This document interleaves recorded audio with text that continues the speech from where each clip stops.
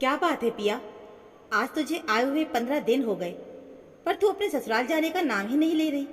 और ना ही इन दिनों मैंने तुझे दामाद जी से बात करते हुए देखा है। क्या बात है, सब ठीक तो है ना? सविता जी ने अपनी बेटी पिया से कहा। पिया अपनी आंखें चुराते हुए कहती है, हाँ मम्मी, सब ठीक है।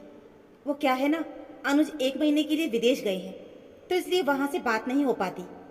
और मैं भी उनके आने के बाद चली जाऊंगी। सविता जी, पर जब तू यहाँ आई थी तब तो तूने कहा था कि दामाद जी तुझे कुछ दिन के लिए यहाँ रहने को छोड़ गए हैं। इस बीच वो विदेश कब चले गए? तू सच सच बता, क्या छुपा रही है मुझसे? सच कह रही थी तेरी दादी, तेरा यहाँ यूं अचानक आना ही उन्हें खटका था। पर मुझे क्या मालूम था कि उनका अंदाजा सही निकलेगा। पिया अब रोने लगी। उसे यूं रोता देखकर सविता जी घबरा जाती है और कहती है, क्या हुआ बेटा, अपनी मम्मी से क्यों छुपाना? तेरे पापा भी तुझे कितना प्यार करते हैं, हम सब तेरे साथ हैं। अब बता, क्या हुआ है? पिया, मम्मी, विदाई के वक्त आपने कहा था कि कम ज़्यादा थोड़ा मना के चलना, गलती ना भी हो फिर भी मान लेना, और सबको अपने प्यार और विश्वास की डोर से बांधे रखना।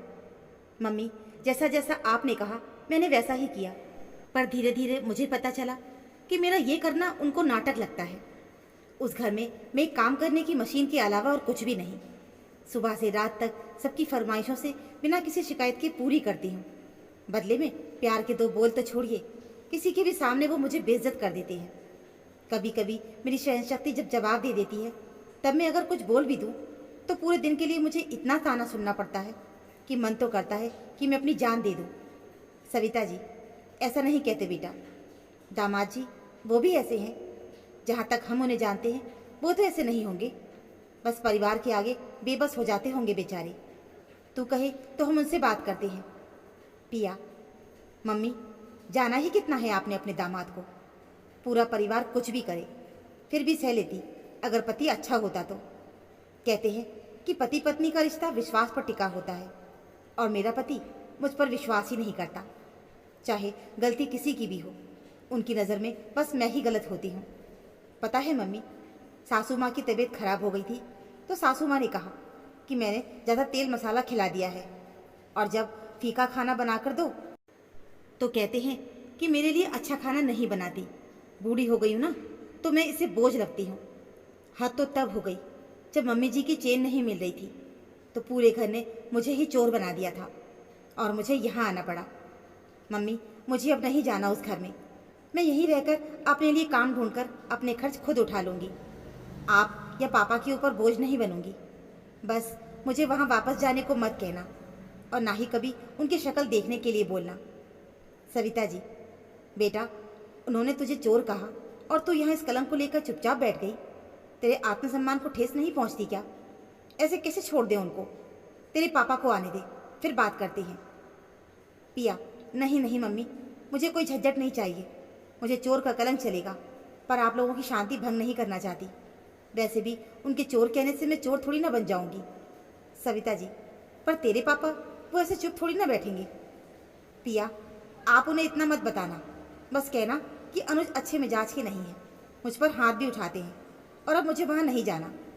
कुछ दिन ऐसे ही बीतते हैं। फिर थोड़े दिनों के बाद सविता जी कहती हैं, बेटा, तेरे ससुराल वाले यहाँ पर आ रहे हैं।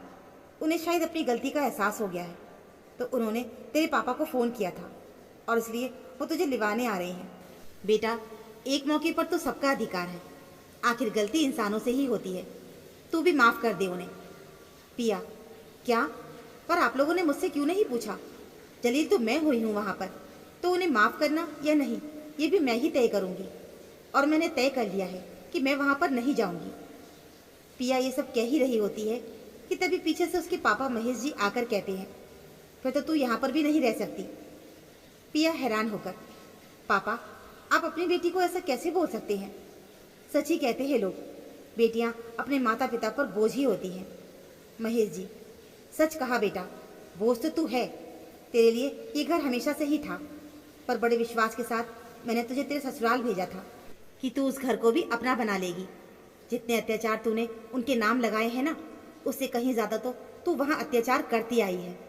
पर ये तेरे भले ससुराल वालों ने कभी मुझे तुझ पर कोई कार्रवाई करने ही नहीं दिया। वो हमेशा कहते रहे कि बच्ची है, धीरे धीरे सब कुछ सीख जाएगी। पर वो नहीं जानते हैं कि ये तेरी गलतियों को नज़रअंदाज कर रहे हैं, तुझे और भी बढ़ावा दे रहे हैं। तुझे क्या लगता है कि तू यहाँ क्यों आई है और तू वहाँ क्या करती आई है? हमें कुछ पता नहीं? ये तो दामाद जी की गुजारिश थी कि तुझे हम कुछ नहीं बोलें। बेटा, आज वो ज़माना है जहाँ लड़कियाँ ससुराल के जुल्म के शिकार हो रही हैं। उनका साथ उनके अपने परिवार तक नहीं देते। वहीं तेरे जुल्म सहकर भी तेरे ससुराल वाले तेरी सिफारिश ही करते आए हैं और तू उन्हीं को बदनाम किए जा रही है। क्या कहा तूने अपनी माँ से? तेरी सास ने तुझ पर चोरी का इल्ज़ाम लगाया था। उल्टा तूने ही उन्हें अपने गहनों पर बुरी नज़र डालने के लिए कितना सुनाया था और तू दामाद जी को अलग रहने के लिए मजबूर भी कर रही थी। जब वो नहीं माने तब तू यहाँ आई है। सच में तेरी जैसी लड़कियाँ उस ससुराल के लायक ही नहीं हैं। इसलिए मैंने तुझे तलाक देने को कहा है। इसलिए वो यहाँ पर आ रहे हैं।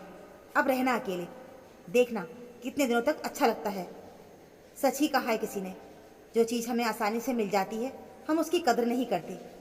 तूने जो किया है उसके लिए तूने सिर्फ अपने ससुराल वालों में ही नहीं, हमारे साथ भी विश्वास की डोर तोड़ दी है और बिना विश्वास के हर रिश्ता भी बेमाने हो जाता है।